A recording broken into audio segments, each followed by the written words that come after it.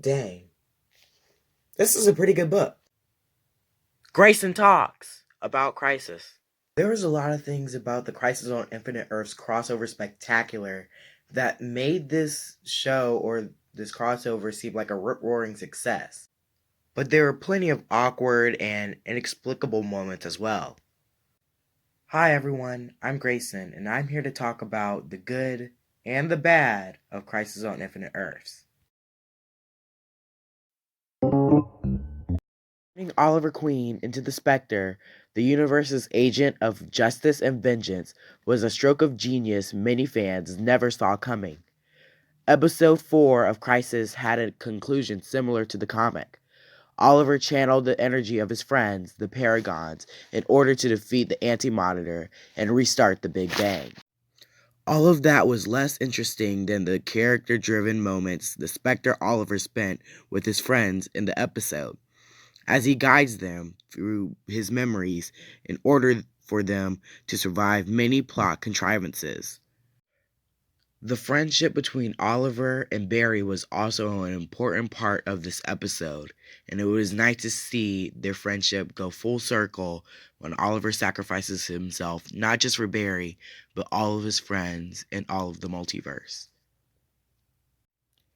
And like always, Kevin Conroy portrays Batman to perfection, but also with a new layer that he's basically the big villain of his Earth and that he killed Superman, which adds another veil over his head, not just the Dark Knight, but the darkest and the baddest night.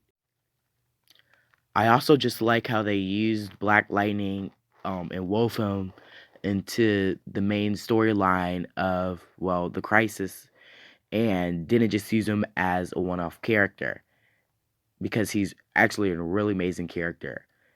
And now that he's officially part of the main Arrowverse, it gives us more opportunities for more exclusive cameos in other shows. I personally absolutely love the scene where they formed the Justice League, when they finally formed the Justice League, honestly. And their new home base is the Hall of Justice, like the actual Hall of Justice. I just thought all of that was amazing and what the entire Arrowverse was leading up to. I just thought that was super cool. And yeah, it was amazing, off the wall exciting.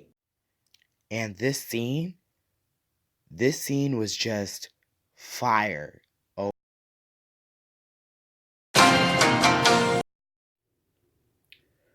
the plot would usually get a little jumbled up sometimes, and you would usually get lost in the middle of the action or just in the middle of a talk scene because they just threw something confusing at you and you don't know where you're at.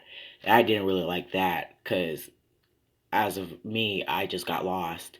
And Pariah, like played by Tom Cavanaugh, had no purpose.